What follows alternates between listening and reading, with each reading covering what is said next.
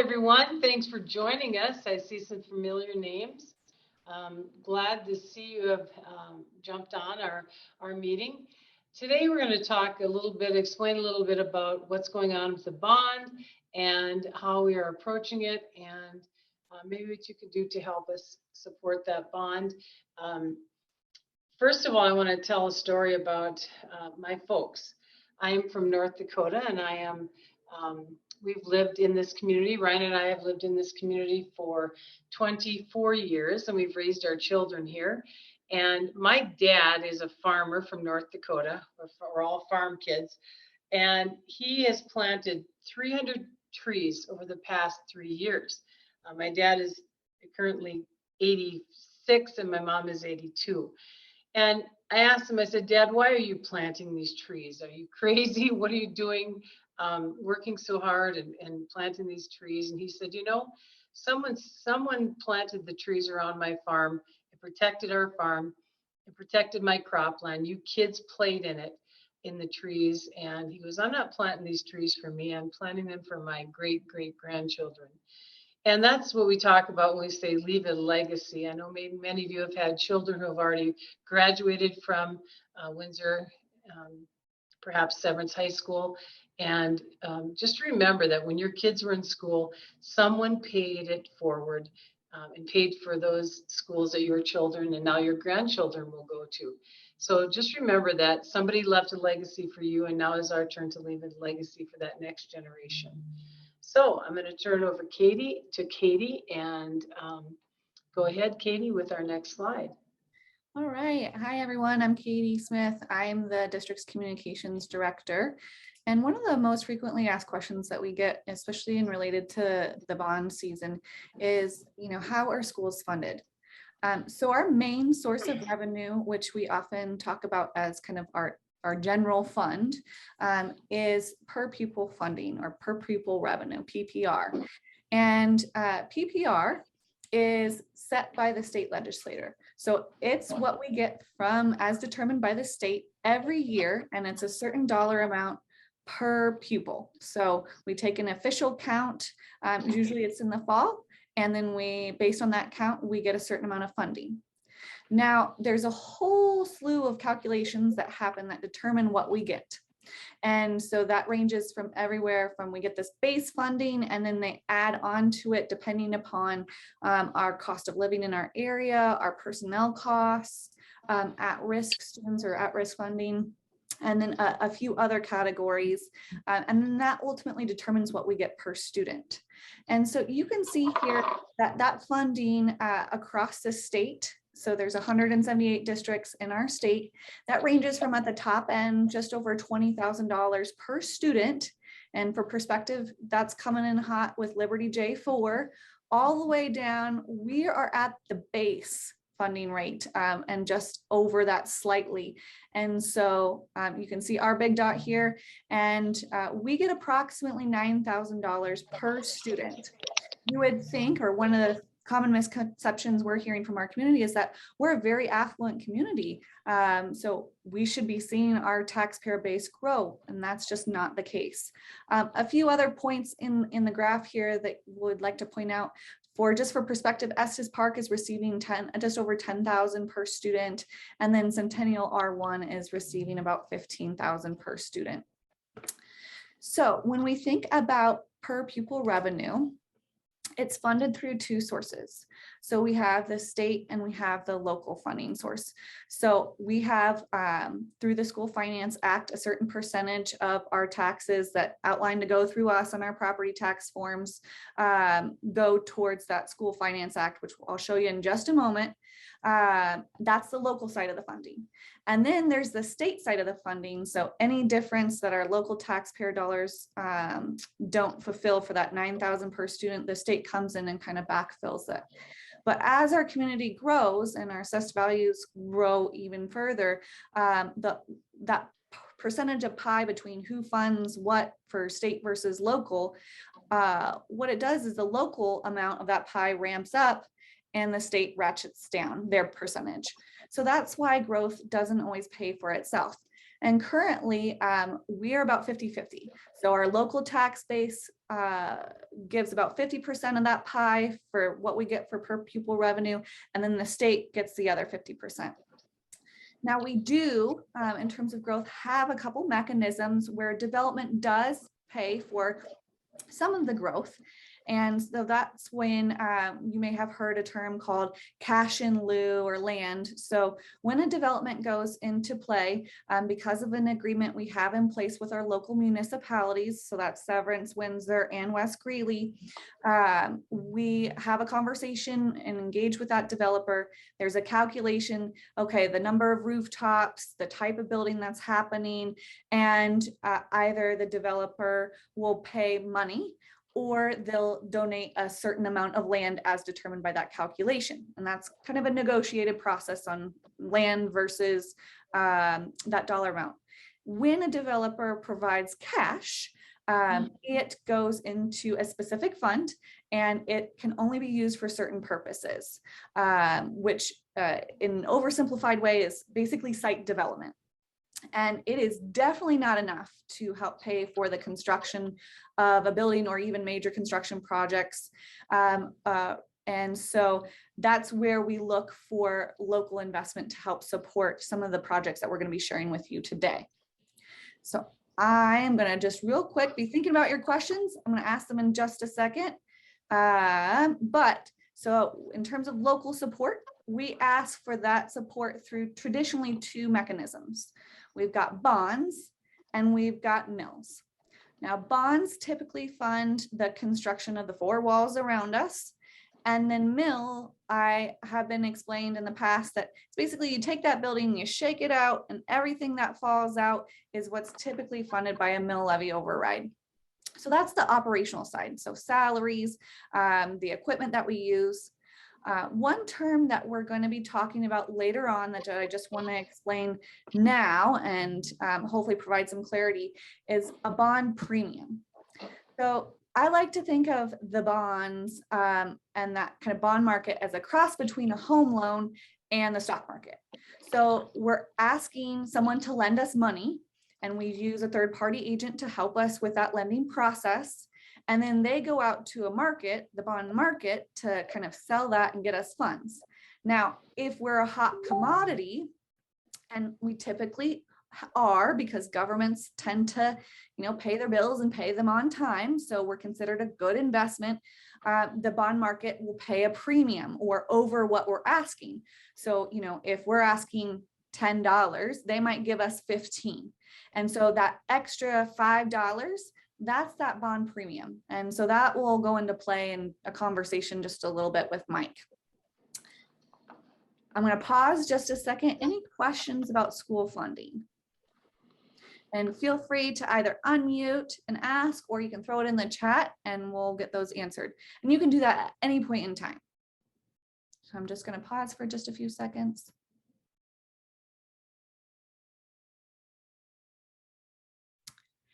Now, if you're a taxpayer in our district, you may be thinking, so how does this all break down? So we've got a breakdown of currently what you could expect on your tax bill. So if you're a property owner in the Welldari 4 school district, when it says, we get this many mills or this much money goes to the school district, the majority of it, that 64%, is that School Finance Act. And that's what goes to fund the per pupil revenue from the local side. So that's contributing to kind of our general fund, that $9,000 per student in our district. Then we have kind of the extra local support that our taxpayers have supported in the past. So that's as follows. So this blue, that 6%, that's our 2015 refinancing of the 2007 bond. Then that 17%, this orange pie slice here, that is the 2016 bond. And then last but not least, this 13% is a previous mill levy override that helps support some teacher salaries and operational costs. And this tiny portion here is called abatement. I'm going to pause before I hand it back over to Michelle. Any questions?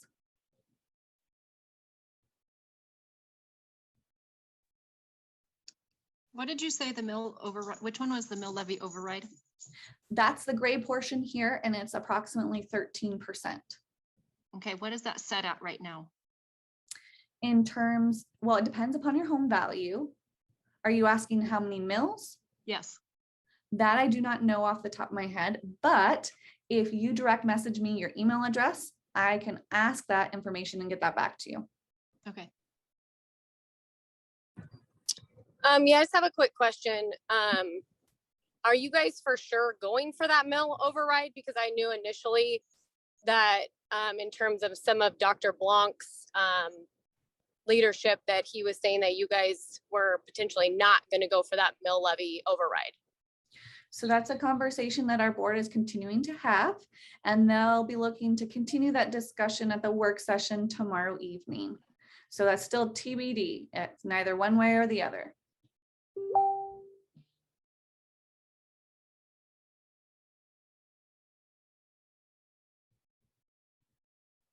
Well, great questions. Again, at any time you can throw questions in the chat or feel free to unmute and interrupt us. But I'm going to hand it over now to Superintendent Scallon to continue our conversation. Thank you, Katie. Great questions. Let's talk a little bit about student impact. Right now, we have very large class sizes in many of our schools. We have some limited programs and some classes that are being dispersed. And let me explain that a little bit. To help manage this year's growth, this upcoming school year, we've purchased 5 modulars, which is 25 classrooms. This is in addition to our 16 existing modulars. That's 48 classrooms, so 48 and 25 classrooms for this upcoming year. Every school in our district will have at least one modular to support the capacity challenges for this upcoming school year of 22-23. An example of limited space and programs. Right now, for example, at Skyview, there's a specials. They have an engineering class for kids that's held in the library. There is no more room.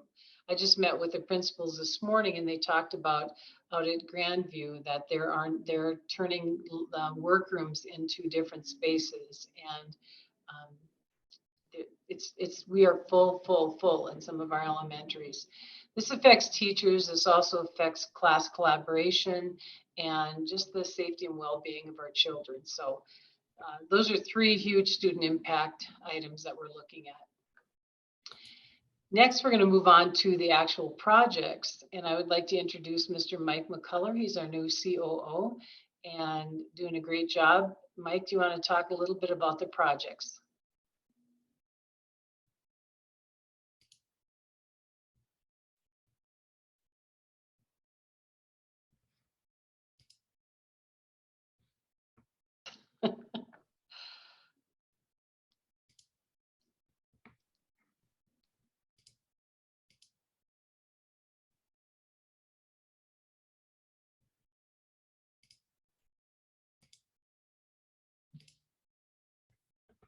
I do apologize for that.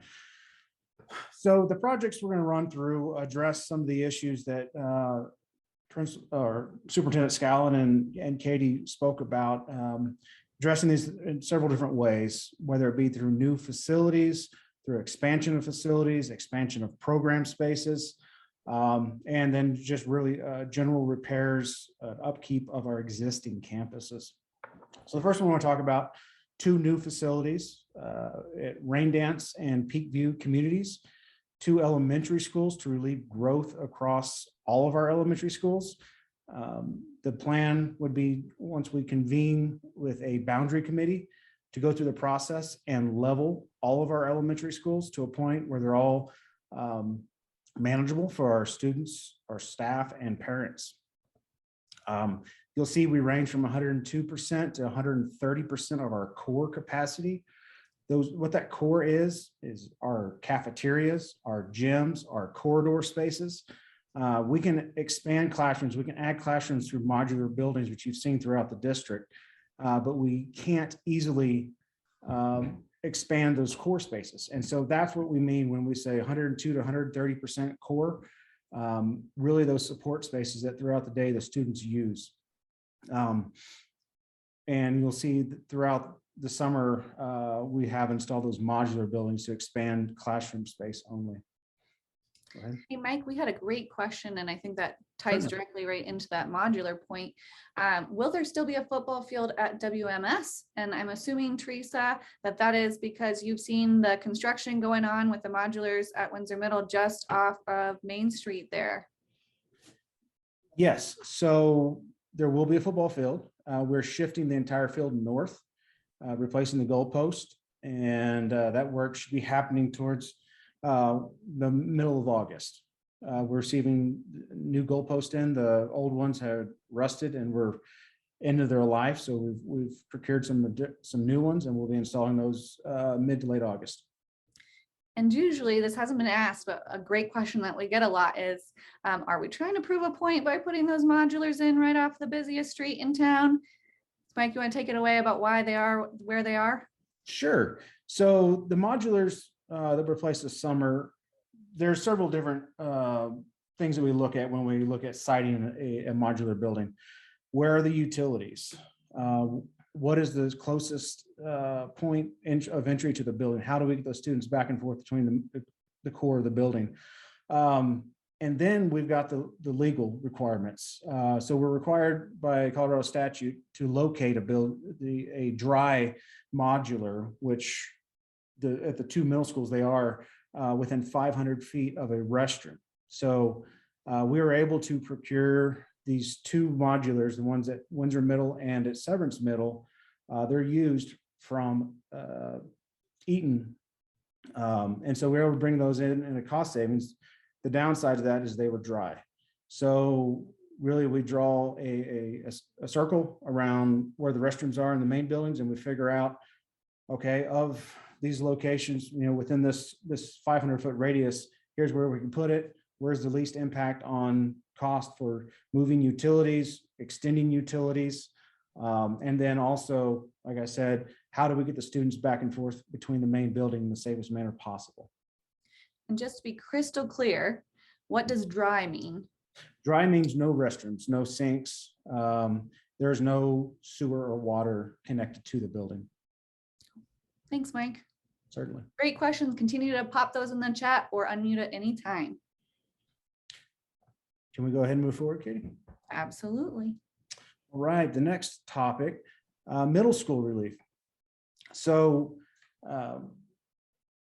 originally, if you recall, in the 2021 bond, there were plans to build a new middle school off County Road 15.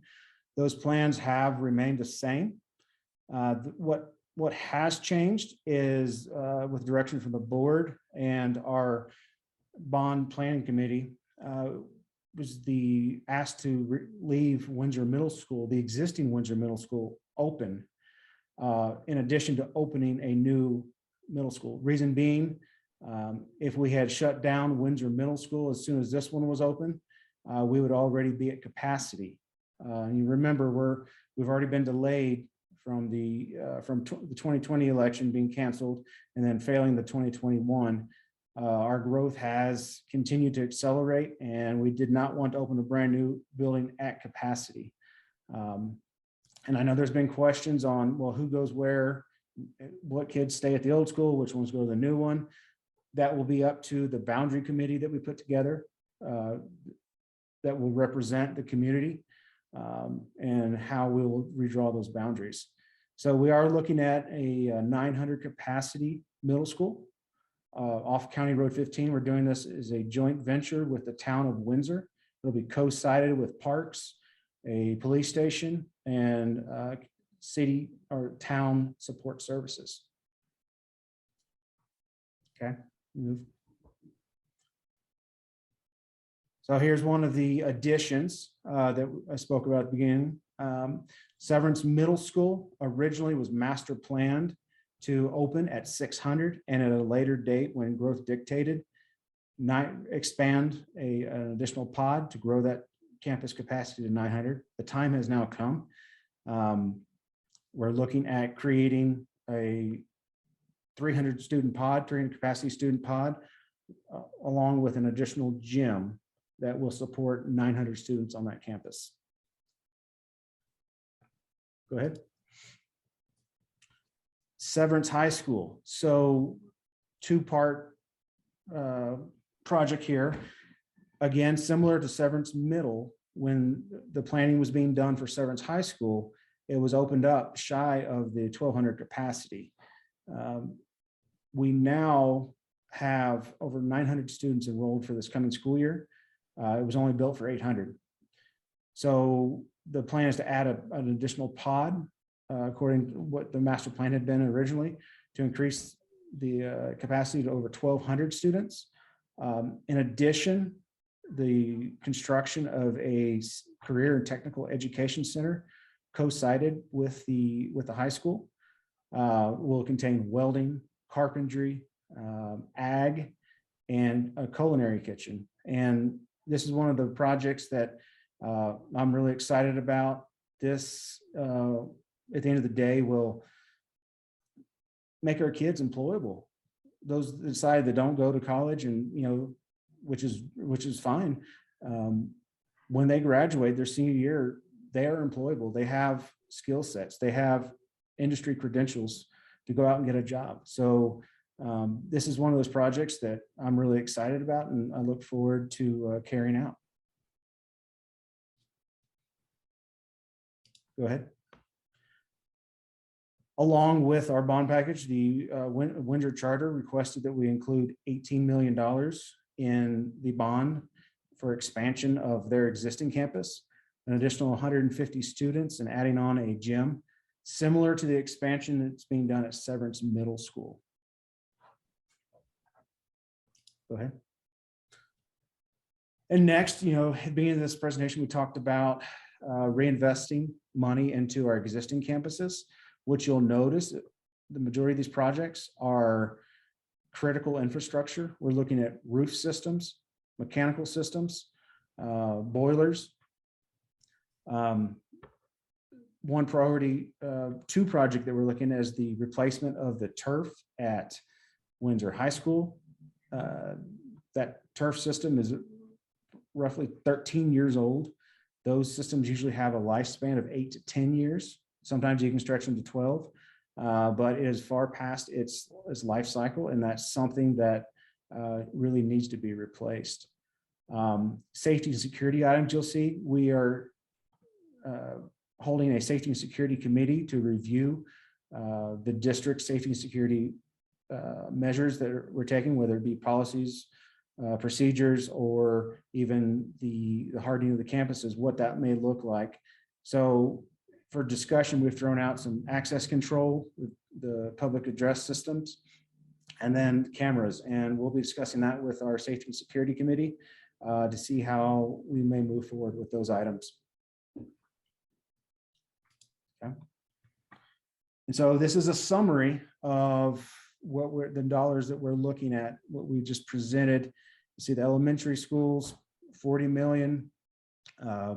And you can read through this slide and see where we are as far as pricing goes.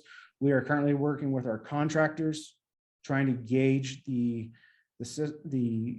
pricing that's out there right now. Also looking forward into when these projects will be executed, and trying to get an accurate picture, as accurate as possible, picture of what this pricing will look like when these projects are bid out. You take one note, the asterisk, all the asterisk dollar amounts were for projects included in the 2021 bond. The Severance High School addition originally was not. It was planned for 2024, but because of the growth in the numbers we're seeing at Severance High School, we feel like it's time to include that addition. So with that, I can, Katie. Mike, do you just want to speak to the assumptions, especially kind of looping back to that previous note about bond premiums? Oh, certainly. The other addition you see the dollar amounts have increased from the 2021 bond, and I'm sure that's a question everyone has. Roughly $40 million of that increase is attributed to escalation. And the other amounts, the other appreciation in these dollar amounts, originally we had budgeted in the 2021 bond for roughly a 20-25% bond premium. Our investment bank that we're working with right now are saying that at best case scenario, we should look for a 5 to 8% bond premium. Well, what we had planned for was that bond premium to be used for the soft cost of the projects. At 20 or 25%, that's feasible. At 5 to 8%, it's not. So those soft costs have been added back into the construction cost of the building. So that's why you'll also see some additional inflation in the numbers. It's due to the fact that we're having to include soft cost and hard cost within those numbers. And just for general knowledge, hard cost in a facility is what it costs to construct the building. Soft cost, you're looking at permitting, design fees, furniture, technology, all those items that Katie spoke about when you shake out a building. All those things that come out, those are the soft cost. And hard cost again is just the construction of the building itself. You'll also see that we have some approximate numbers on display per $100,000, $450,000, $600,000 worth of value. These are subject to change. This is our best assessment using, in concert with our financial advisors and the current dollar amount, what that impact will be. This number will likely change. And we monitoring this on a weekly basis, and we'll update as we receive new information. Awesome. Well, just some important information. One of the frequently asked questions that we get is, how can I help? I am supportive of this and I want to help.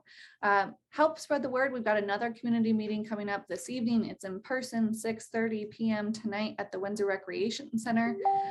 If you're so inclined and want to volunteer with the community campaign that's looking to support this effort, you can email info@wildre4together.org.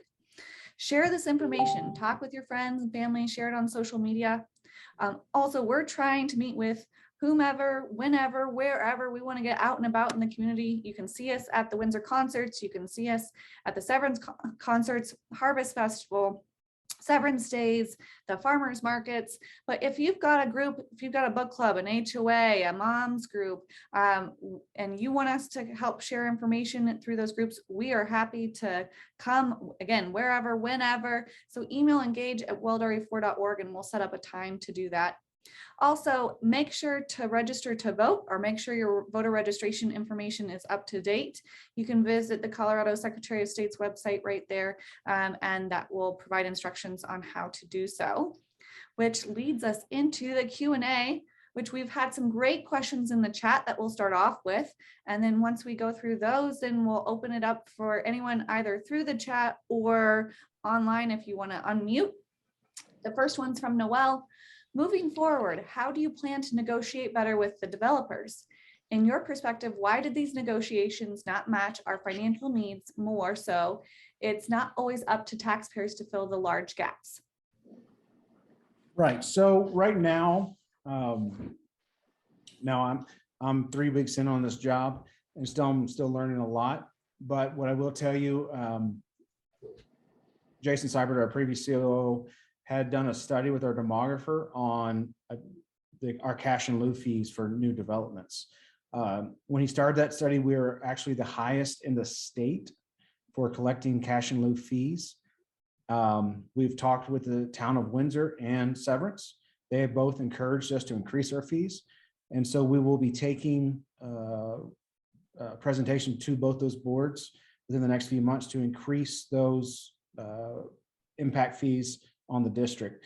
What we're looking at is slightly below $4,000 per lot. We're currently at just under $3,000 per lot.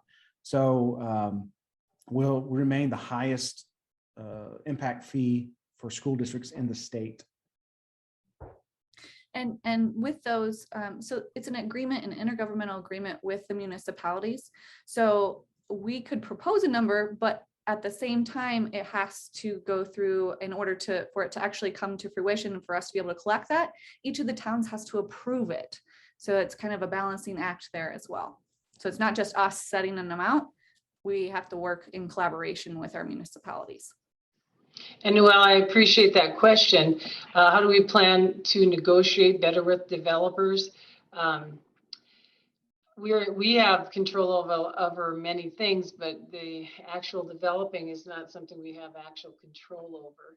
I mean, we can visit with them and explain our needs and our limitations, but bottom line is we cannot negotiate with the developers on how many homes or how many construction units they're putting up.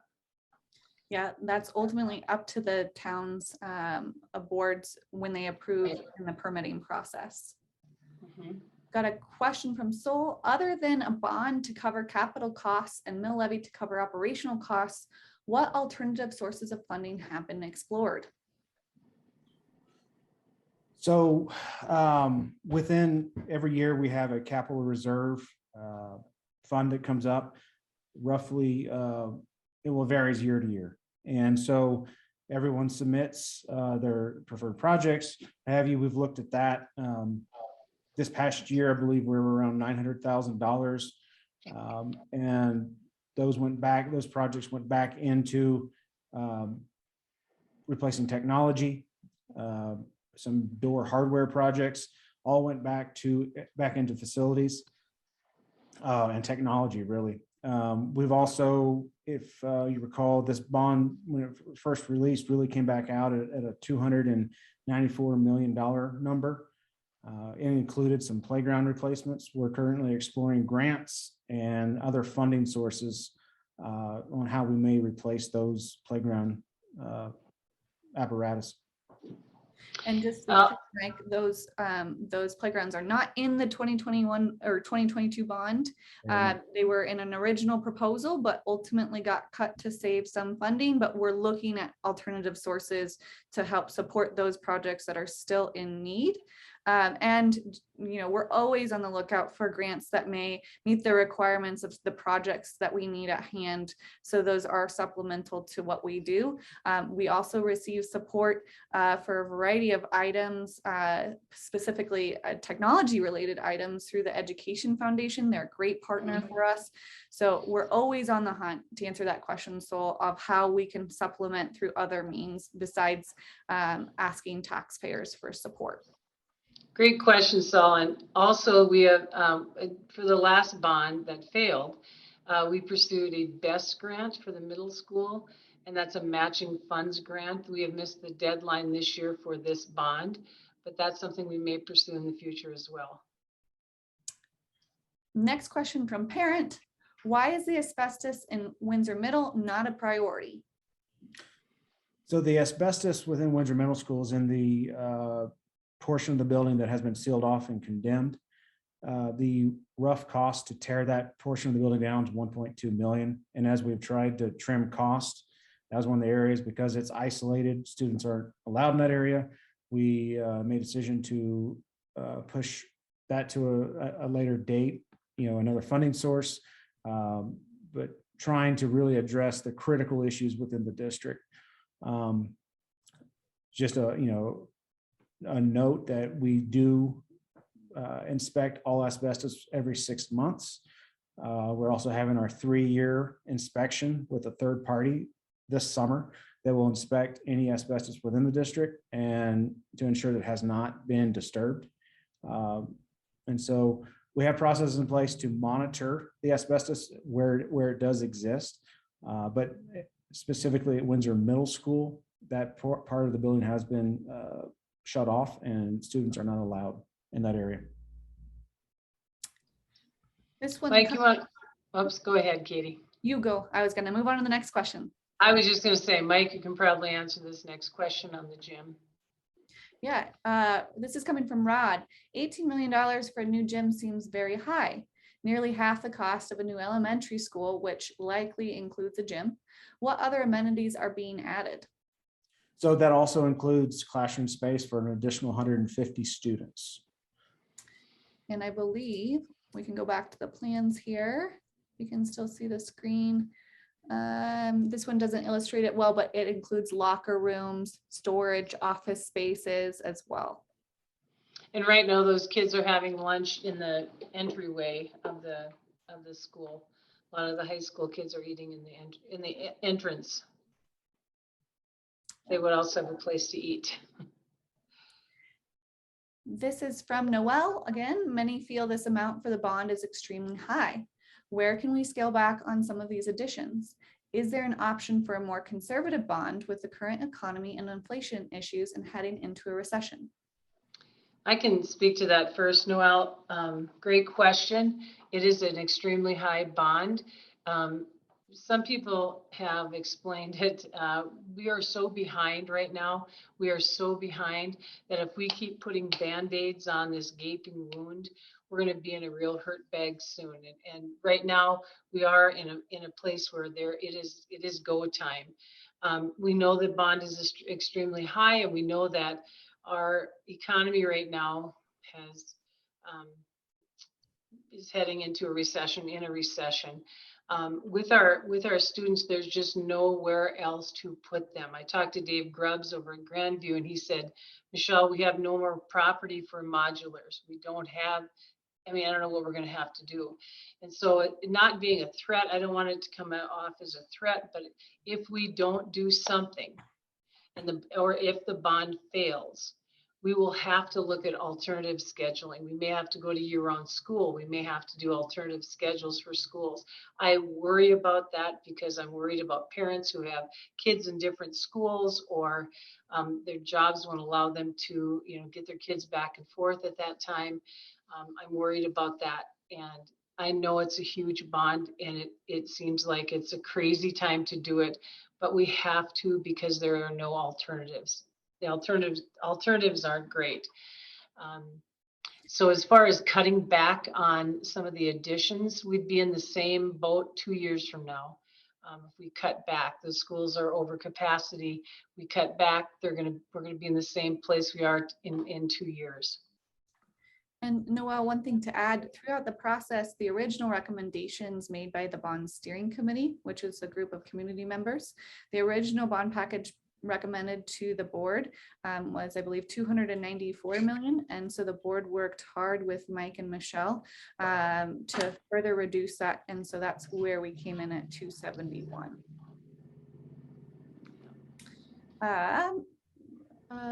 Rod says cash in lieu should be high given our support from the state is at the near base level. Agreed. In case you missed it, Mike had mentioned we recently went through a study process to study that cash in lieu rate, and we are looking at working with our fellow municipalities to increase that rate. And we will, again, if everything is approved by our local municipalities, will be one of the highest cash in lieu fees in the state. Anything else to add on that, Mike or Michelle? No, you nailed it. Right. Katie, can you explain how the cash in lieu actually works, though, in terms of what it can actually fund? Yes. And Mike, do you want to take this one since you're in this each and every day? Certainly. Yeah, so the cash in lieu payments can fund the purchase of properties for schools, some of the development of those properties. It cannot be used to build a new facility. It's specifically for the purchase of property and the raw development thereof. So if we have to do traffic studies, some civil engineering studies, we can use that money for that. And give me just 1 second and I will actually pull up, if it will load, our current balance of our cash in lieu. This is as of May, our fund balance was 7.6 million, and 5 million of that is earmarked for the purchase and the site development costs for the middle school site off of 15th. So just in perspective of like, there's not this big old pot of money sitting there somewhere that we're not touching. It's a pretty low amount when you're considering how much the construction costs are, and it can only be used for those certain purposes. All right, this one's from Susan. If we reduce the capacity of the new middle school from 1,200 to 900, Did the design get reduced as well? The cost should be a quarter less for a new building because of said reduction. For instance, there are 8 science rooms. Why would we need so many? So the number that was used for the 1,200 capacity middle school was actually 110 million. And so the number you're seeing now at 92.5 million is actually the reduced number down to 900 capacity. And it's my understanding, correct me if I'm wrong, Mike, that when there's a reduction in square footage, it's not a straight across the board. You know, if we cut a quarter square footage, we're cutting a quarter of the cost. Right. It's not quite how that works. It depends upon what types of square footage that space is, on how much it costs to construct, where it's cut from the building, kind of the use of it. So it's not exactly a 1-for-1 sort of situation. It's definitely not a linear reduction. We have to look at which spaces are cut, what they contained before. Do they have a lot of infrastructure? You know, was there a lot of technology infrastructure, and so on and so forth. So, yeah. Noelle, what is the rate of growth we are looking at for grade level versus middle versus high in the next 2, 5, 10 years, especially with an additional charter school and many families leaving the district? Great question, Noelle. I'm going to throw in the chat a link to our demographer report, and all of the reports associated with kind of our process and the bond development can be found on our bond website, bond.wellderry4.org, under the history and process tab. But I'm going to send a direct link to our demographer report, and you can see the breakdown by school, by level. So that should help provide some of those detailed questions. But if you just look at overall in our district, we've doubled in size in the last 12 years. We've gone from 4,000 students to over 8,100. And just moving in the next few years, we're looking at continued growth. And just in the 2025-2026 school year, we're expecting to be over 10,500 students. That's a 32% increase.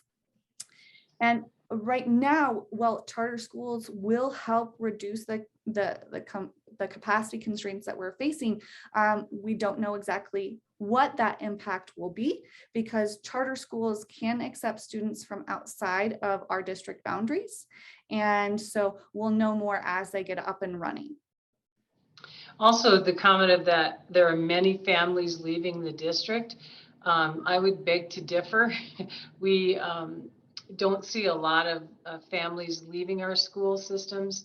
Of course, there's choice for parents with charters or homeschooling and online schools. But you know, when you look at what we have in Windsor Severance and West Greeley, right now we don't have graffiti.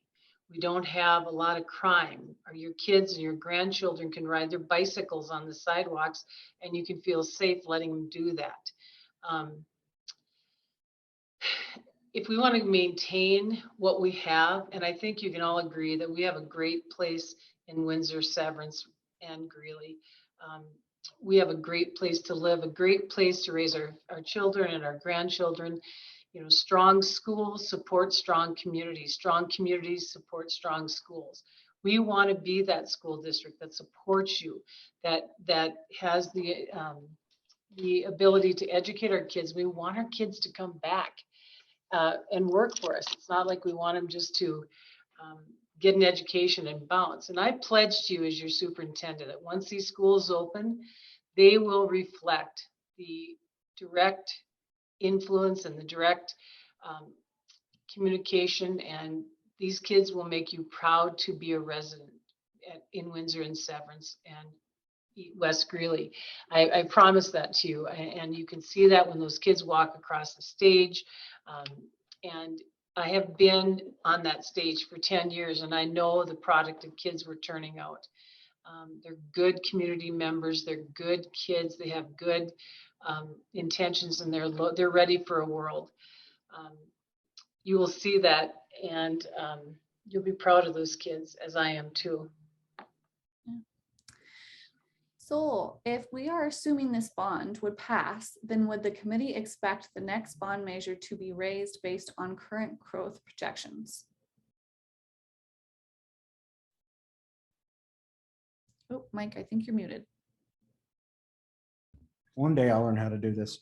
So this is a great question. Yes. So it's kind of a two-part question with us. We will continue to work with a demographer to help project what those numbers will be moving forward at yearly increments in concert with updating our long-term facility plan.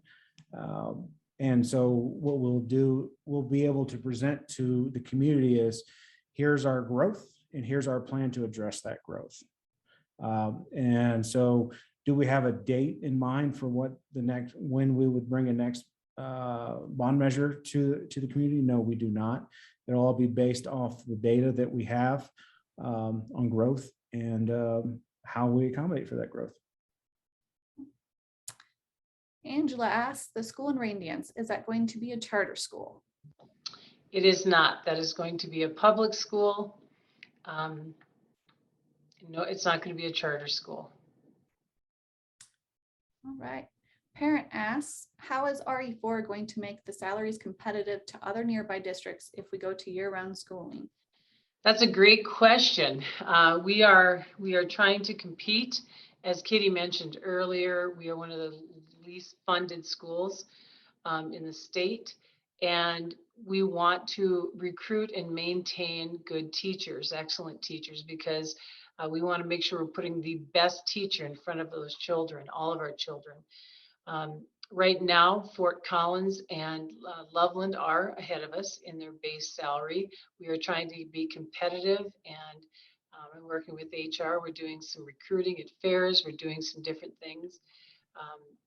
The year-round school, we're in the process of making an alternative plan, so we haven't gotten into a lot of detail on that. But absolutely, we want to make our salaries competitive. Later on, I see that Ashley had asked a question. When the private sector is capital, they need to cut administrative salaries and unnecessary overhead. In this building, in the district office building, there are over, I think it's close to 50 people that work in this building, and each of them have a specific role.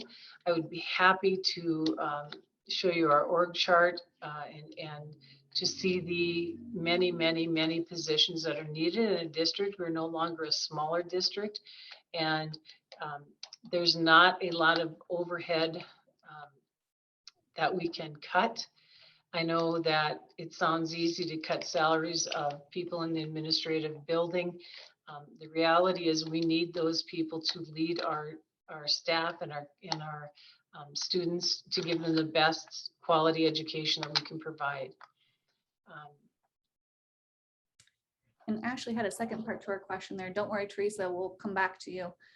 Isn't Okay. it true that a mill levy override never goes away to taxpayers? And Ashley, that totally depends upon how the ballot measure is written. So it can be written to sunset and it can be written to not. But traditionally, when mill levies are used for operational funding, they're in perpetuity. So that way it continues to support the operational needs and there isn't a scramble when it's done and a big gape in the budget. Anything else to add, Michelle and Mike, to that question? No, I think you covered it. Hey, Teresa, this might be off topic, but with the current shortage of teachers and transportation staff, will any of the money be earmarked to not only retain, but also recruit new staff? So that's kind of that separation when we talked earlier about bond versus mill levy. So the projects that we shared are the bond. So that's the physical infrastructure, the four walls of the building. The board is still in discussions about a potential mill levy override, which may include the recruiting and retaining high quality teachers through salaries for staff. So that's still an ongoing discussion. The board is going to continue that discussion on Wednesday in their work session. All right, Nicole, thank you for answering. You're very welcome. In regards to the new location for the Windsor Middle School off of 15th, how will we accommodate getting kids to school and supporting transportation needs since it's further away from most neighborhoods? How will this affect financials with buses and drivers? So again, that will be part of that will be tasked to the boundary committee, looking at how we transport those students. Will be based on where the boundaries are. And so that will be definitely be vetted out within that committee.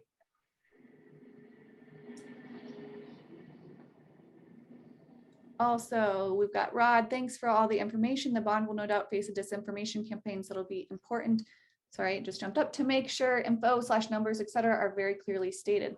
Absolutely, Rod. Couldn't agree more. I'm going to throw in the chat our bond website. We've shared very kind of high level information, but if you want all the nitty gritty details, including our process, all the documentation, every single nitty gritty detail about each individual project, that's located on our bond website.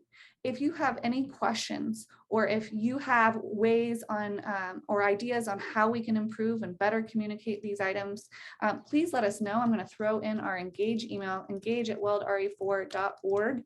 Send us that feedback and we would greatly appreciate it. Susan, if you can't cut administrative costs, why are we putting things in schools that would be considered wants, not needs, such as the CTE expansion and a wrestling room in the new middle school? So I can answer that. The wrestling room, the current wrestling room, I can tell you from experience at Windsor High School, is used not only for wrestling, but is also used as a classroom. So we have Yolates and the cheer and the POMs and safety and self-defense. There's other classes that use that wrestling room, and it's busy 8 periods of the day, 8 hours of the day. So it's not just solely for a wrestling room. It's more like a multi-purpose room. The other question was wants versus needs, such as a CTE.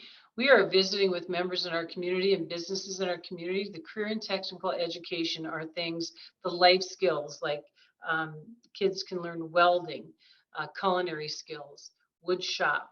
And like Mike mentioned earlier, they can get an industry certification and go right on to that trade and start earning money and having a career.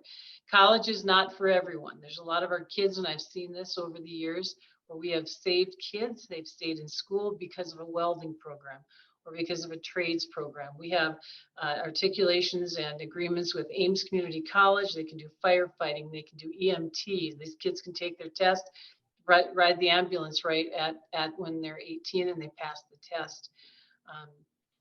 So I've seen, and I personally have stories. I could tell you many stories of where the CTE programs have really saved kids' lives and turned them around and kept them in school and giving them a trade. So beneficial to our students. Yeah. So I think in summary, we don't view CTE as a want. It's really a need in making sure that we prepare our students for life after high school. And, that's not always college. And I think especially as we're seeing, there's tons of demand for those careers that are straight out of high school. So that's one of the ways that we're looking to really equip and prepare our students for the future. All right, another question from Susan. Who makes up the Safety and Security Committee? I can answer that as well. That's an initiative that I just started this year, and we have our Director of Safety and Security, Ahmad Sedigat, who works here at the district office, and he runs all the drills and all the a lot of behind the scenes things for safety and security. And so he is heading up that task force with myself. We have police from Severance and Windsor. We have our campus monitors from both cities. We've got our a parent representative from each grade level, elementary, middle, and high school. We also have a principal from each grade level as well. And I'm on it. There's 2 board members that are on it. It's a pretty diverse group. And our first meeting is tomorrow afternoon.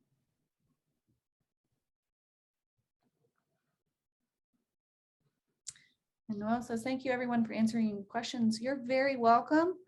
We'll hang out here. That's the end of our presentation. We'll hang out here though if you have any additional questions, or you can still throw them in the chat. If you want to see this presentation again, we'll be posting the recording of this session online, and we'll throw a link up on the bond website, as well as you can catch part 2 in person at the Rec Center tonight at 6:30 in Windsor. And I just have it on the slide, but if you have any feedback or you have any questions, feel free to send them at any time to engage@welldory4.org, or you can visit bond.welldory4.org for all of the detailed information about our processes, about the projects, and a lot of frequently asked questions that we get. So. I just want to thank everyone for jumping on. It's going to take an army to pass this bond, and you are the army. And we want to be transparent. We want to answer questions. We want to be very, very open and honest with you. I know that when the last bond failed, we did take a survey and looked at some of the things that were, people said why. There was a lot of mistrust. And so we're trying to build that trust back up and know that we are doing our best with kids at the center of every decision we make. There's a lot of stuff that it's just the common people don't know about, like school financing, exactly how that works. Some of the questions I get, we're putting up these $1 million homes. How come we don't have any money? So if you need any more information on like how school finance works, we'd be happy to meet with you or visit with you. Just let us know. We are here for you. We want to help plan that legacy. Let's leave a legacy for our children and our grandchildren. Thank you for joining us today.